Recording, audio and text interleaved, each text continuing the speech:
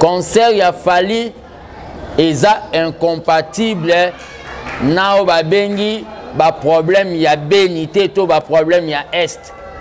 Soki na lobi eza incompatible na lingi tout simplement koloba ke concert ya Fally et lobi te ke Fally aza ne sengo ya malheur a bato abeni.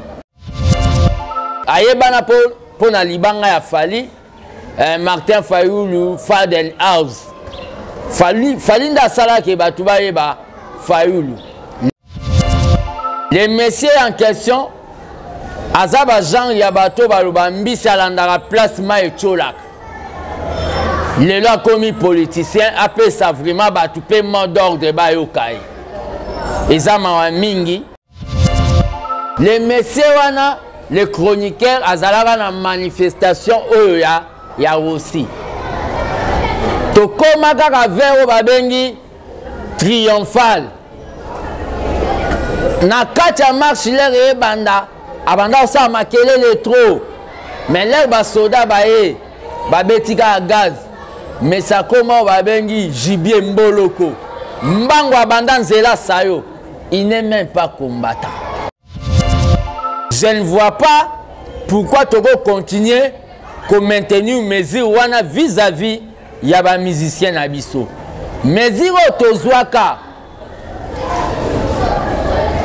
vis-à-vis ya ba musicien na biso et ça la pe o babengi choc na critique na biso lelo ba couper décaler bima ba ivoirien bazwa le dessus sur biso, c'est-à-dire le moment est venu où nous devons maintenant relancer o babengi musique na biso ya ndombolo ya rumba. Donc Fally akobeta mutu abangisa mutu te ba vrai combattant bozala wana po bo sécuriser abeta.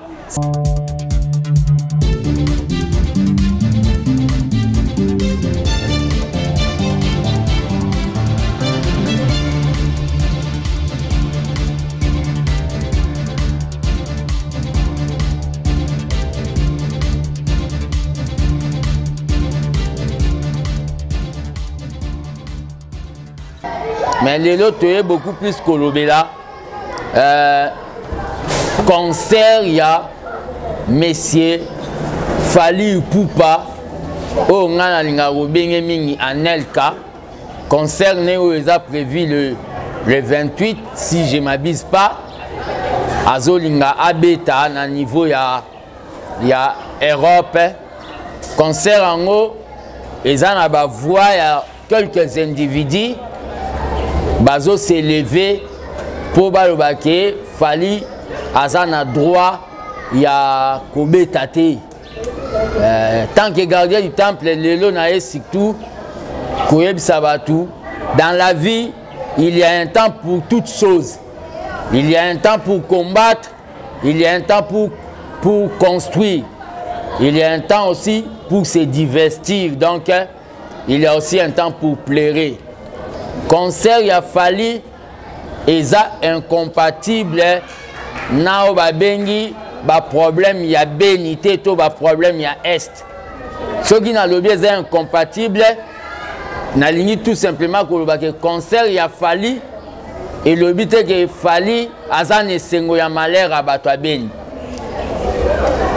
Peut-être à travers concert wana mutema nzambe pe ko tout a Fally azupo babengi 10% 15% ya ba recette ya concert wana pour na ko assister quelques bateaux bazana baka na niveau ya beni. Mutema nzambe po asala pe fondation mo boto monaki. Concert wana ezio babengi récupération ya ba fanatique politique.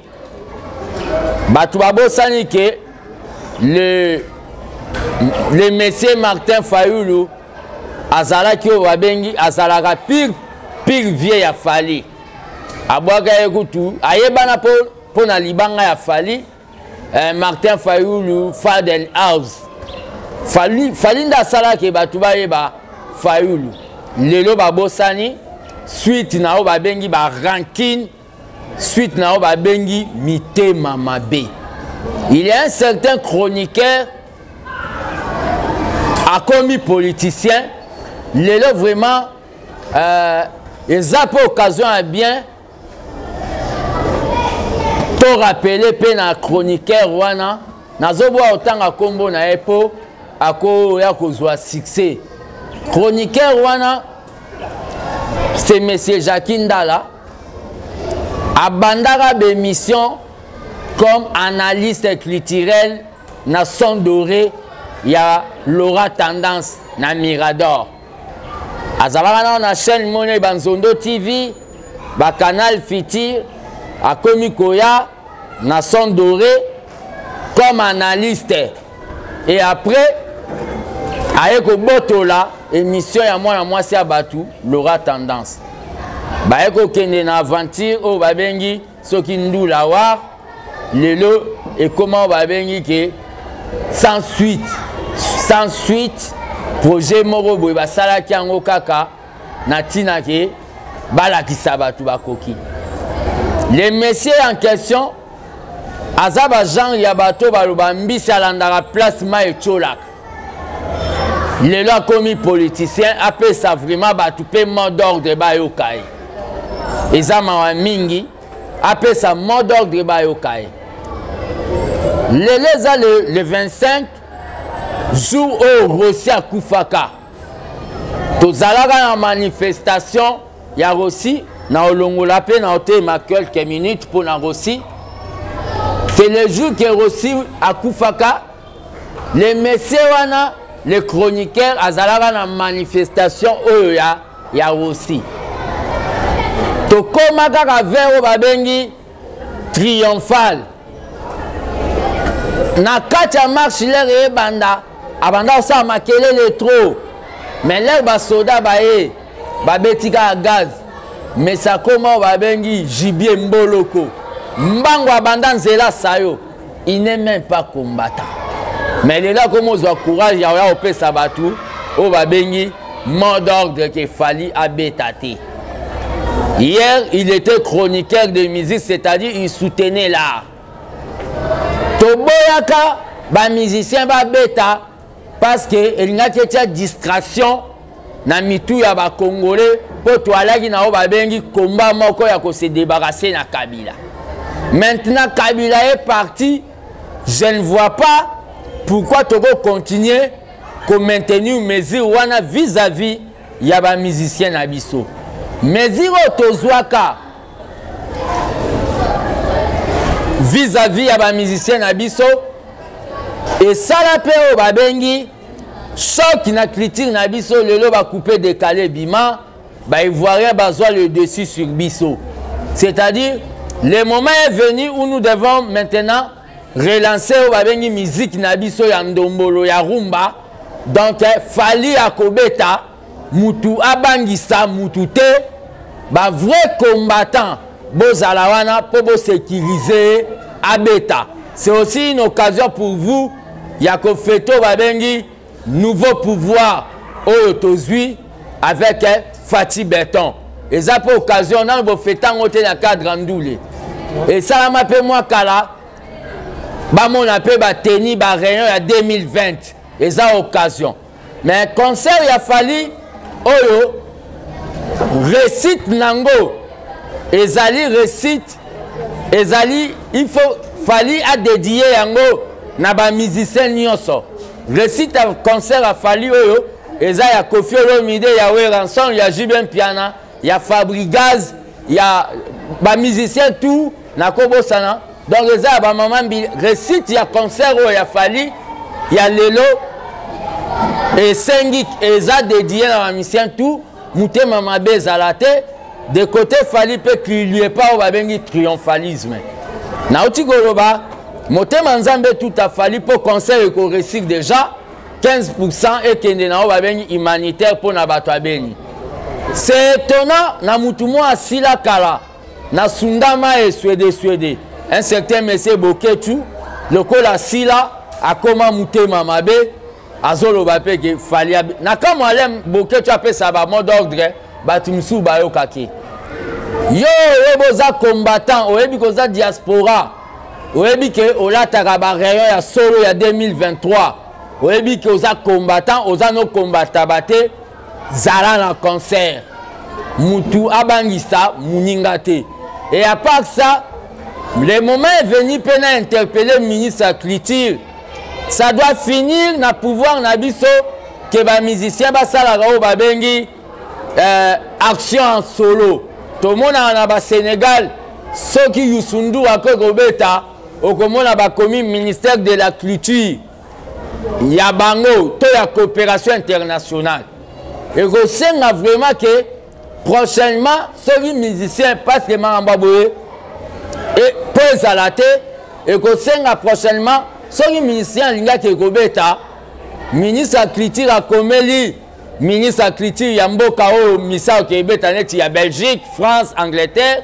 Cela comme lié et comment on va venir à faire état. Et tant que gardien du temple, le fait qu'il fallait abandonner c'est une bonne chose. Le gouvernement Fati doit aussi s'impliquer dans Makambo à organiser comment on va venir une semaine de la culture ou de la musique congolaise. Oh, bah Fabrigas, bah Toutou, bah Kobeta, mais pendant une semaine, et Salama, c'est véritable à Betara, na Zénith Olympia, ça a pris, et ça a une semaine, yaé. Pour redémarrer, le gouvernement doit investir, ce qui peut faire que le concert a ouverture, peut na fermeture, et vous avez kitoko. Donc, tout ça, le point de vue, point de presse, pour demander aux gens d'être nombreux, pour demander aux gens, tout le monde fanatique, tout le monde revers politique té. Fayu la kenda osenga libange et pas fali. Lelo fayu la komotinda batu ba loba na batu ke fali abetate était ya épée fali quand même. Dans le premier ça fali ça là fayu le marketing ba eba ka était na mboko. L'air a boire ka na nzembunde batu ba eba fayu. Lelo bolingi bo sapé pour na ba raison o etalibino.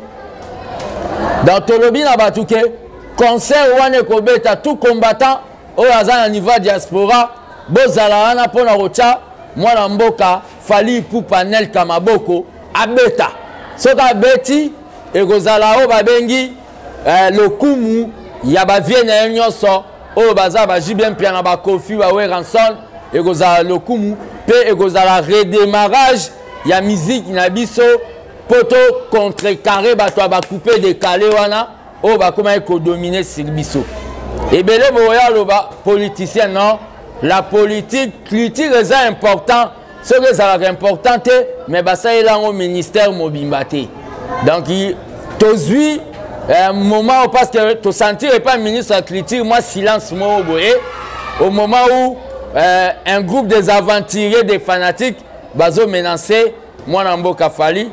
C'est pour ça que tu levé ton poteau, ça la mobilisation, il y a mobilisation pour na Makambo. Et je profite de cette occasion, dans le cadre de la sensibilisation, il y a campagne où on a initié, il y a dans quelques jours, dans Loba et Rata, dans quelques jours, dans Ozala Katanga. Dans le cadre de la campagne, prenez-vous en charge.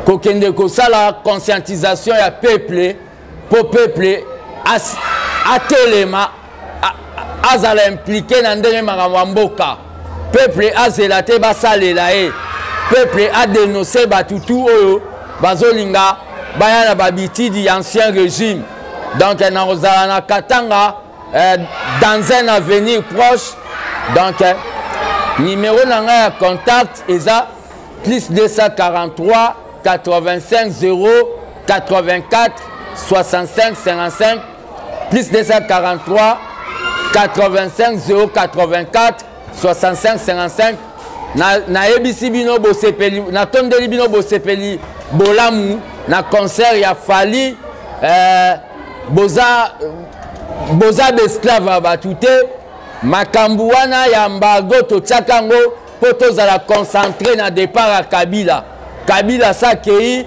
na minute eza babengi nouveau pouvoir ya Fati, il faut démarrer ba membre nyonso ya corps, c'est-à-dire économique, culture, donc nyonso il faut démarrer en haut.